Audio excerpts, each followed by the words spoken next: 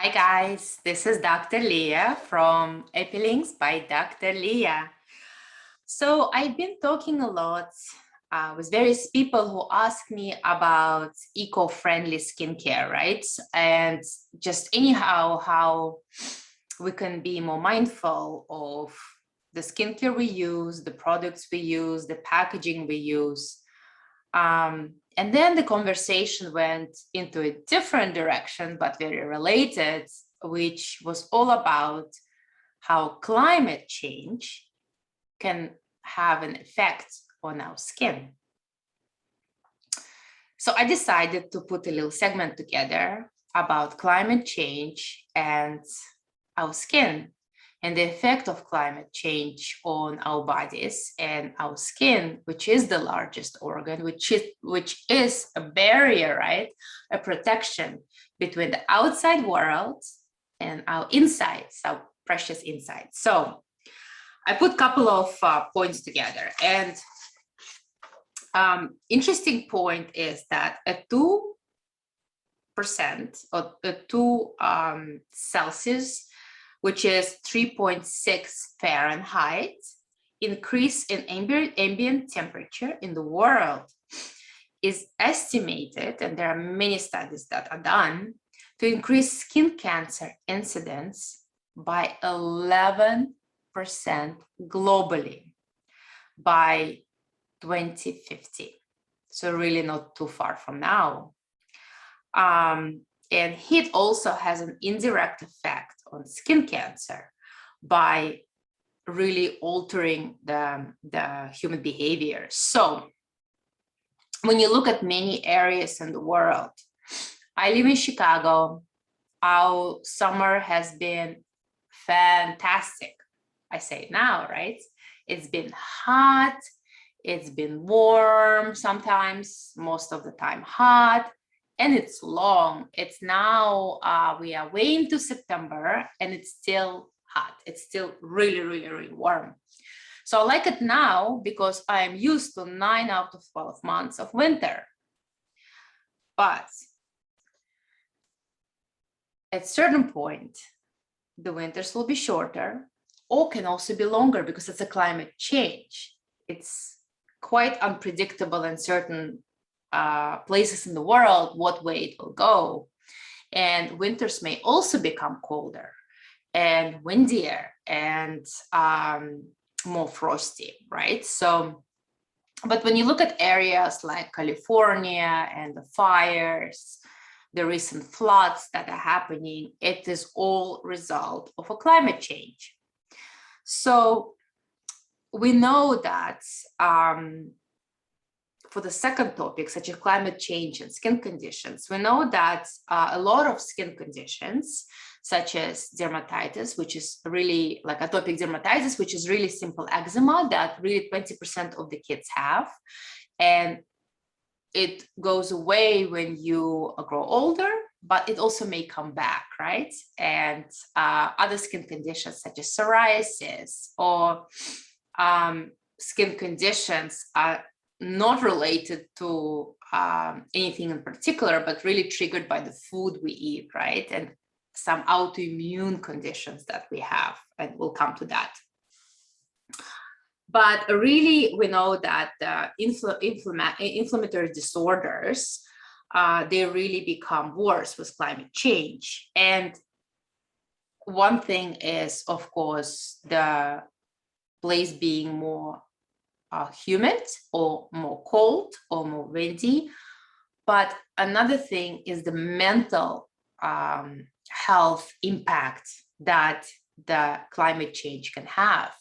This summer in 2021, we had so many floods in Germany, in areas of the world where we've never seen floods before. People lost their lives, people lost their houses, people lost many other things that they hold precious. And that, of course, can have a huge mental effect, right? The mental health suffers.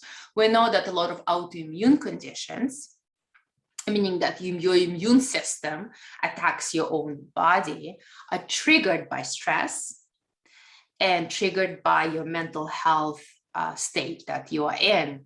So with climate change, a lot of inflammatory conditions become worse, and we see that reflected in the skin, right? Another thing is, and many people ask me, especially our customers who have a lot of allergies, they say, why does it feel that my allergies are becoming worse, that I am much more allergic to things in food, but also in the skincare than compared to what it used to be. And we see that with prolonged summers and early prolonged autumns and early springs, that the pollen in the air, and pollen, of course, is many people are allergic to that, and it starts early in life or it can develop later in life, stays there longer. I see it in my husband. He starts sneezing already in March, and it continues till November, which was never before in Chicagoland area. So you see that a lot. So that, of course, can be part of the global warming, but also just the climate change in different parts of the world, where it doesn't become warmer, but it becomes more humid. With more humidity, we see increase in fungus, we see increase in other conditions, skin conditions that people never had before. And if people used a skincare that they used for many years, and suddenly humidity is increasing, that skincare will react with your skin in those conditions differently, which may also cause an allergic reaction. We also see that the kids have now much more allergies. So percentage of kids with allergies is increasing. And again, percentage of kids with eczema is increasing, which we've seen before. Eczema was always there, but the percentage of kids is increasing. And again, that is also attributed to heat waves, to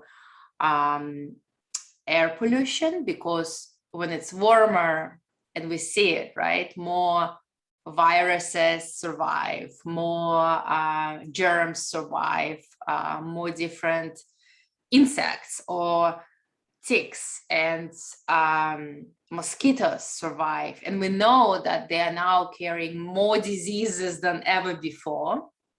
So with that, of course, the allergies increase, but also skin conditions and inflammatory conditions increase as well. And then for the non-believers here who say, well, global warming doesn't exist, it's super cold or it's super rainy, we can debate this. I'm not here to debate whether global warming is real or not, whether climate change is real or not. We see the climate change is happening. And yes, in some places it is becoming colder and not warmer. And again, that may be still a result of climate change. So in the places where it becomes colder, we know that people with eczema or psoriasis or any kind of skin, it worsens, right? The skin becomes drier. You need to use more skincare or more creams that may again cause some allergies. So we see that with colder, in some places where it becomes colder as a result of climate change, we see that people also again have more autoimmune conditions are on the rise, more eczema in children, and more other skin conditions. So this is just a little something that I wanted to leave you with, and just remember that we always say, oh, I've eaten something for 20 years and suddenly I have an allergy, which is possible because you constantly, your body is getting used to this allergen attacking. And at a certain point, the cascade is formed within your body and your whole body goes into this cytokine release and attack mode of those allergens that you eat.